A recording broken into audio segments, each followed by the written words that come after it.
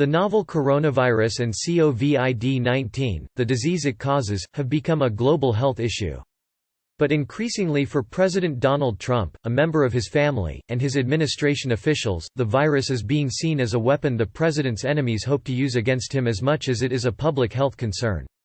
The president's son, Donald Trump Jr., offered the most pointed encapsulation of this view on Friday, when he told Fox News that Democrats seemingly hope that it comes here, and kills millions of people so that they could end Donald Trump's streak of winning.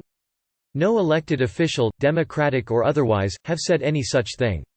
Some Democrats, and some Republicans, have, however, been critical of the Trump administration's response to the coronavirus. Republican Senator Richard Shelby and Democrat Senate Minority Leader Chuck Schumer have both called on the administration to spend more to combat the virus, for example. Despite this, on Sunday, Vice President Mike Pence, who is in charge of the White House's efforts to deal with the outbreak, defended the president's son's remarks as understandable. This is no time for politics.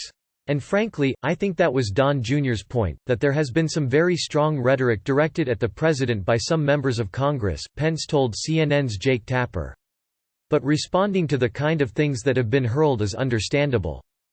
Pence's defense of the president's son is just one of several examples of how he and Health and Human Services Secretary Alex Azar argued on the Sunday morning that Democrats and liberal commentators, not the Trump administration or the right, were to blame for the politicization of the coronavirus. When NBC's Chuck Todd questioned Pence on Meet the Press over politicizing rhetoric on the right, such as right-wing radio host Rush Limbaugh's claim that Democrats have weaponized the coronavirus as well as Trump Jr.'s inflammatory remarks, Pence declined to condemn them. Instead he drew attention to liberals. Pence said Trump Jr. was pushing back at Trump critics, and that it's time for the other side to turn down the volume. Pence cited Gail Collins's New York Times column entitled, "Let's Call It Trumpvirus" as an example of how there have been irresponsible voices on the left criticizing the president. Beyond pressure from Democrats for the administration to speed and better fund its response efforts, it is not clear what volume Pence was referring to. Trump himself has claimed that criticism of his handling of coronavirus in the U.S. is part of a Democratic Party hoax. One of my people came up to me and said, "Mr. President, they tried to beat you on Russia, Russia, Russia. That didn't work out too well.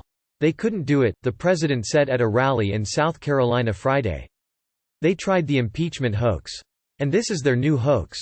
At a Saturday press conference, the president made it clear he used the word hoax in connection to the coronavirus, which has killed at least 2,990 people globally and infected at least 22 people in the U.S., because he felt his administration's work was being attacked.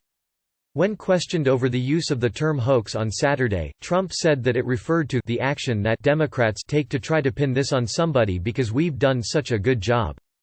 He added, "I don't like it when they are criticizing government officials, and that's the hoax." When ABC News anchor George Stephanopoulos asked Azar about Trump's use of the term hoax, Sunday Azar deflected. "He's talking about the partisan sniping that we're seeing, it's unnecessary, we don't need to have this made a political issue," Azar said. "We're in a public health crisis here, we need to all be banding together." The partisan sniping seems to be one-sided, but the coronavirus does inarguably call for banding together. There is still much that isn't known about it, and new cases within the U.S. are being reported daily. It is true that the U.S. has far fewer COVID-19 cases than other countries, but that does not make the president and his allies' use of the virus to attack political rivals any less worrying, or any less of a distraction from life or death work that needs to be done.